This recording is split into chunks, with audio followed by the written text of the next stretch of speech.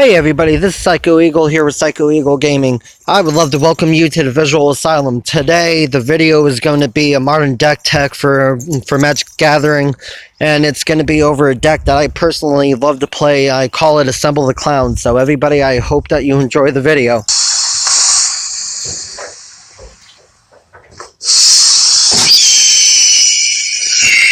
Okay everybody, this is the Assemble the Clowns modern deck tech.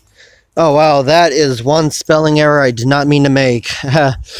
Well, anyway, I am doing a deck tech based off of my Android cell phone, so it's not going to be off of MTG Online. So hopefully you guys don't see it any differently. Well, here's how this is going to go.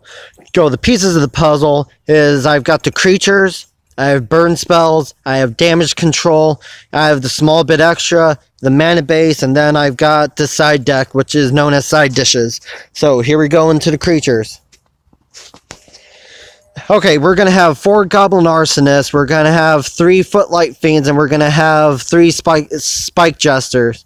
Okay, the Goblin Arsonists, because whenever they die, they can deal damage to target creature or player. Footlight Fiend pretty much does the same thing. Whenever it dies, it deals 1 damage to any target. Target and Spike Jester, just because on that turn 2, it's a haste with 3/1. So who wouldn't want that little bit of an extra push there? Now, moving on, we've got 3 Rakdos Shred Freak, because again, turn 2, haste with a 2/1, and then 2 Rakdos Firewheeler. Whenever Firewheeler enters the battlefield, it deals 2 damage to target opponent, 2 damage to up to 1 target creature or a planeswalker that player controls. I know that the converted mana cost is going to be a little bit out of place here, but it all comes together.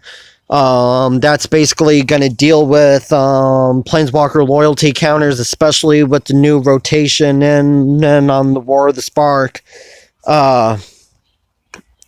Then we have a single Judith the Scourge Diva. With other creatures I control, they get a +1/+0, and whenever a non-token creature that I control dies, Judith deals a point of damage to any target.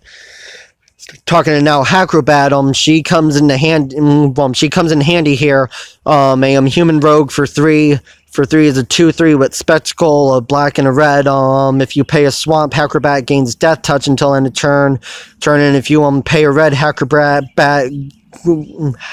gets +2, -2 until end of turn. This is pretty much going to be a good, like turn 3, turn 4. Then next time you attack, you could threaten with Death Touch first, and then you could give her the +2, -2 after you declare attackers and blockers are not set for it. It's easy to get through, and it deals a lot of damage there. And now we've got two Rakdos Cracklers, who are devils, henceforth the little devil pun. And okay, haha. Either a black or a red, and they have the old mechanic Unleash. If you choose to unleash it, it gets a +1/+1 counter. Now it can't block as long as it has a +1/+1 counter. So you really have to think what you're going to use it for, how you're going to use it there. And now we're going to move on to the burn spells now. So I hope you guys are following along, and this is entertaining so far. Okay, everybody, we got Showstopper here. It's mainly here to use them for the Footlight Candle Fiends and the Goblin Arsonist. And Skewer the Critics is good for the Spectacle cost. Who doesn't want a burn spell for one mana instead of 3? No, and we've got 2 Cackling Flames here. Oh, shit. We got 3 Showstoppers and 3 Skewer the Critics. That's, if I forget to miss something, just go back and watch, and I'll have everything up with the numbers. And we've got 2 Cackling Flames here. It can deal 3 damage to any target, but if we're Hellbent, which means we've got no cards in hand, we deal 5 damage to any target. I'll get damage to that permanent Earth player instead. Now the little bit extra that we have in here is just a few things to help out with either doing up damage or whatever. here we've got 2 Riot Spikes, 3 Drill Bit, and 2 Bedevil. The Riot Spikes is pretty much here to help out with, basically just giving our creatures a small bit of an extra edge in that. And we have Drill Bit for the fact that if we deal damage to a player and we have enough mana open, we can force them to discard 2 cards. And then the Bedevil for a mana cost of 3. Who wouldn't want that to destroy target artifact, creature, or planeswalker? Then, especially like I said, in the new War of the Spark coming out, it's full of planeswalkers that I'm pretty sure we could do without.